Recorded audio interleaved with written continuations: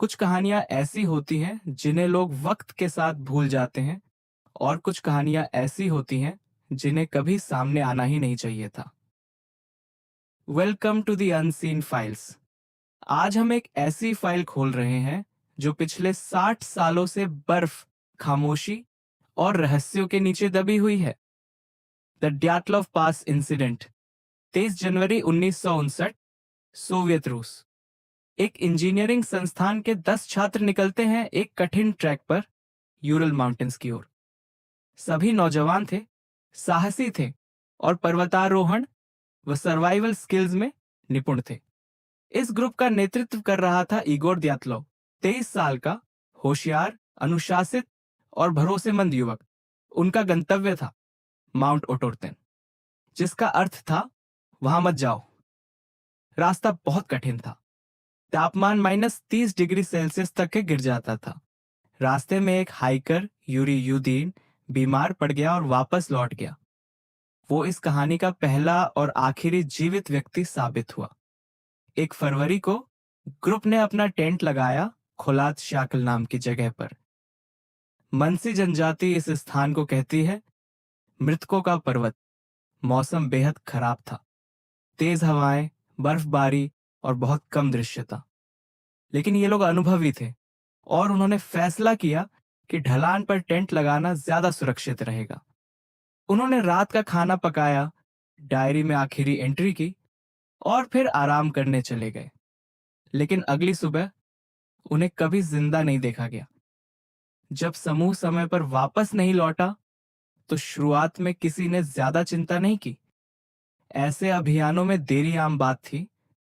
लेकिन कुछ दिनों बाद जब कोई खबर नहीं मिली, परिजनों ने खोज और बचाव टीम भेजने की मांग की। 26 फरवरी को एक रेस्क्यू टीम ने उनका टेंट खोज निकाला और जो दृश्य वहां मिला उसने सबको स्तब्ध कर दिया। टेंट पूरी तरह खड़ा था, लेकिन अंदर से फटा हुआ था। मतलब टेंट को अंदर से काटा गया था, जैसे किसी ने डर और घबराहट में भागने की कोशिश की हो। टेंट के अंदर सभी जरूरी सामान मौजूद थे, बूट्स, जैकेट्स, खाना, डायरी।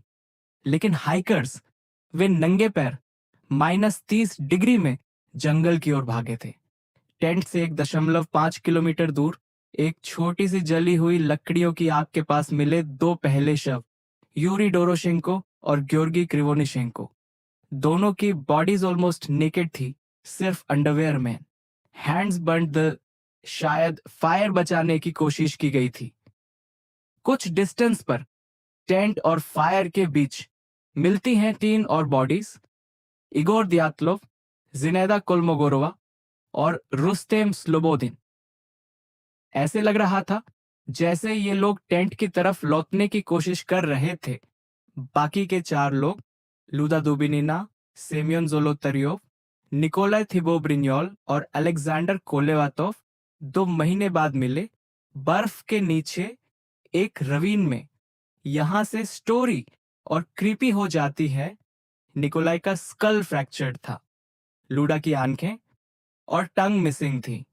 जोलोतरियोव और लूडा के रिब्स मल्टीपल जगह से टूटे हुए थे, जैसे किसी ने फुल फोर्स प्रेशर से कुचला हो।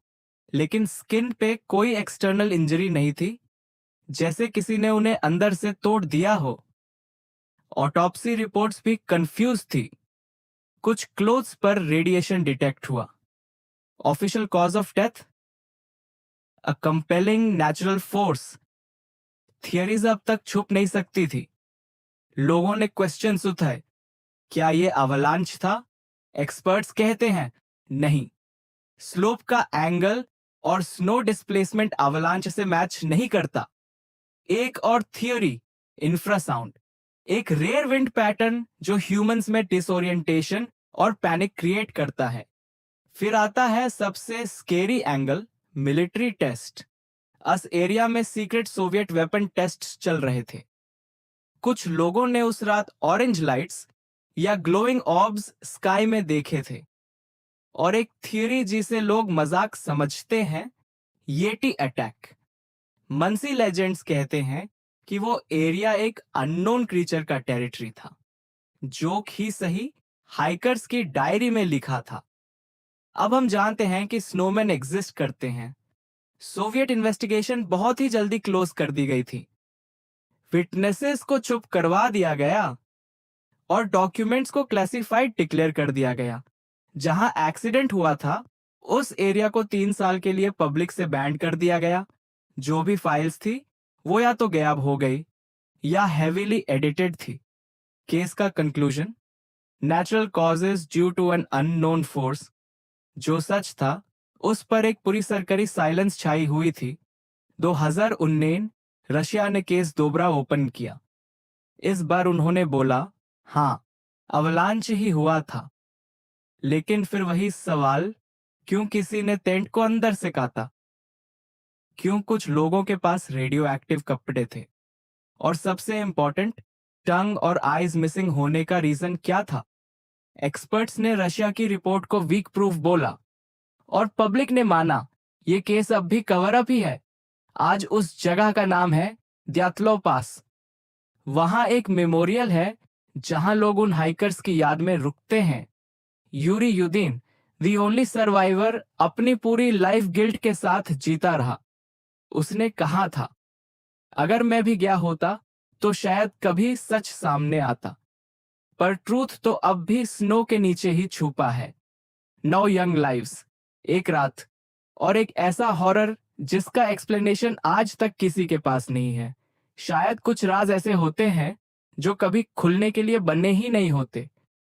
ये थी द अनसीन फाइल्स की पहली कहानी। अगर आपको ये कहानी हैरान कर गई तो लाइक करो, सब्सक्राइब करो और तैयार हो जाओ अगले एपिसोड के लिए।